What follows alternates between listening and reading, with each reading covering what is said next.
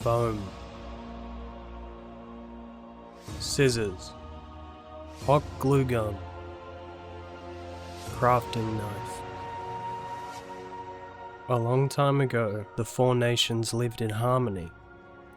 Then, everything changed when the handheld rotary tool attacked. Hello, and welcome to the video where I take simple crafting plans and turn them into a long, spiritually educational journey. Oh hey man, how's it going?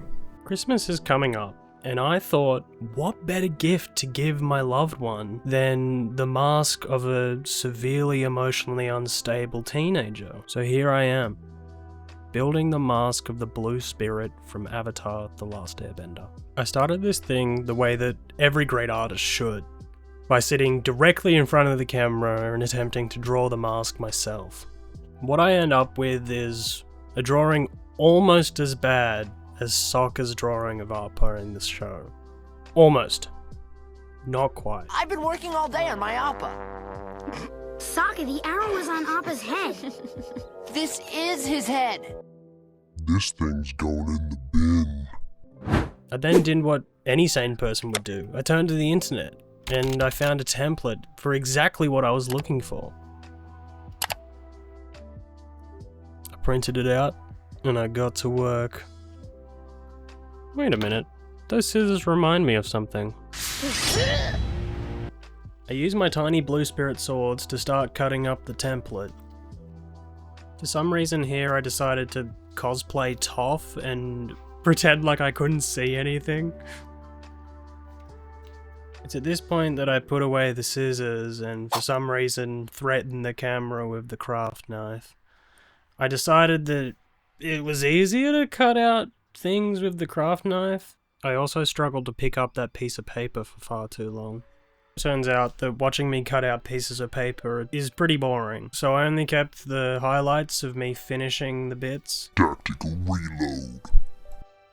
Finally everything was cut out so I could start assembling a mock setup of what the mask should look like. Looks nothing like the mask.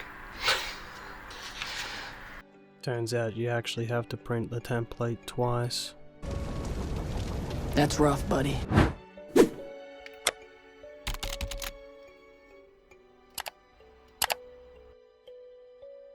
I had to stick all the paper pieces together to make my mock mask actually come together. And for some reason I used just double-sided tape. Yeah, it was a bad decision. I sat with every piece and the craft knife for far too long just trying to peel it. Squish him. But even with all the struggle with the tape, it did start to come together as a functioning mask.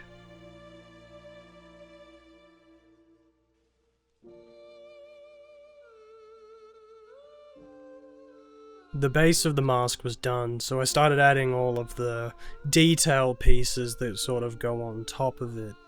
And before I knew it, I had a paper mask. Now this mask doesn't quite incite the same feeling as the blue spirit does, which is fear. However, it did make me realize I have something to be afraid of, and that's printing another template for the phone. With that done and the new pieces of paper printed, it was time to move on to the, well, EVA foam. This material is sought after by cosplayers as it's quite easy to work with and easy to mold to however you want it to look. However, in Australia, this is apparently rarer than the meteorite that Sokka uses for his sword that one episode. Think we can make a sword out of a meteorite? We'll make a sword unlike any other in the world.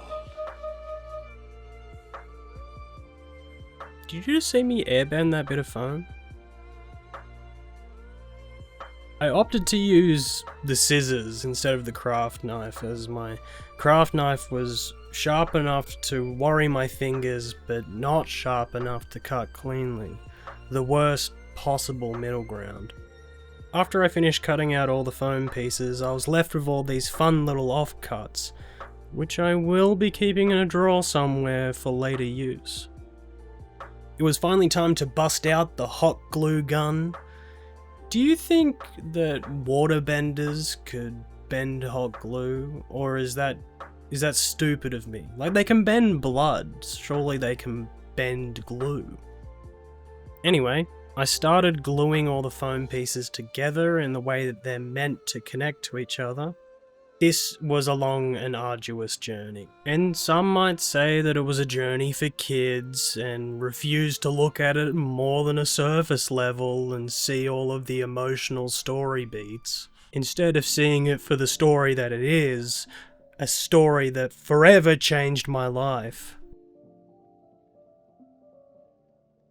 A lot of my cuts weren't clean or even. That's just because I suck at what I do. But in the end, they still came together in a way that made them look like they sort of fit together. Because of the aforementioned difficulty in finding EVA foam, I got a thinner variety than I wanted, so for a few pieces I had to glue 2 of them together and then shape them with the rotary tool later. This nose piece, for example, is 4 layers of foam stacked on top of each other just to get the dimensions that needed to be.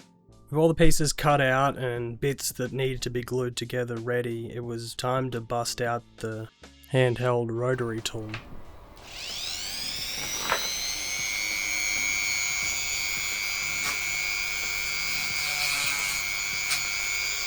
I've never used one of these things before. I bought it specifically for this project, and it's kind of scary. Did you hear that thing start up? Anyway, I used it to put a wood grain into the mask and pieces, and also to carve down bits like the nose and the cheekbones. I stupidly opted to do this inside, in my own house, and the amount of dust this thing leaves behind on the table is about half as much as I breathed in and is now sitting in my lungs. But for the end result, it is worth it. We're nearing the final stages now, and it's time to get this bad boy painted up. So I opted for a mixture of Mod Podge and black paint for a primer. Clearly need some more Mod Podge. Mix it up. I gave the entire mask a coat with the concoction that I'd made. I used Mod Podge in hopes that it would harden the mask a little. Instead of it being flimsy EVA foam, it could resemble more of a mask. After that was done, I spent some time mixing the perfect blue spirit blue to start painting the main parts of the mask. It was during these moments of painting that I got to reflect on what I'd done during the project. Much like Zuko, I'd been through an emotional journey that by the end of it had forever changed me. I can already hear you screaming at the screen saying, "Those parts of the mask aren't brown, they're white." I know, I base coated them in brown so that when I lightly went over them with white, it still looked like there was wood underneath and it was kind of chipping away with the colour for an added effect of the mask being used and battle worn. But with that, the project is finished. So now all there is to do is roll the glamour shots.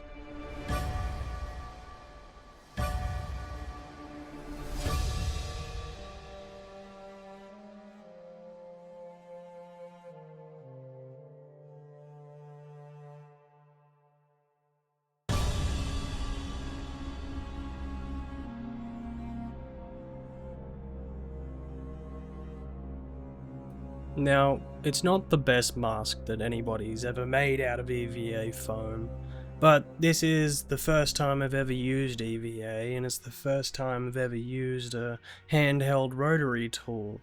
And at the end of the day, it was made with love. And isn't that the most important thing here?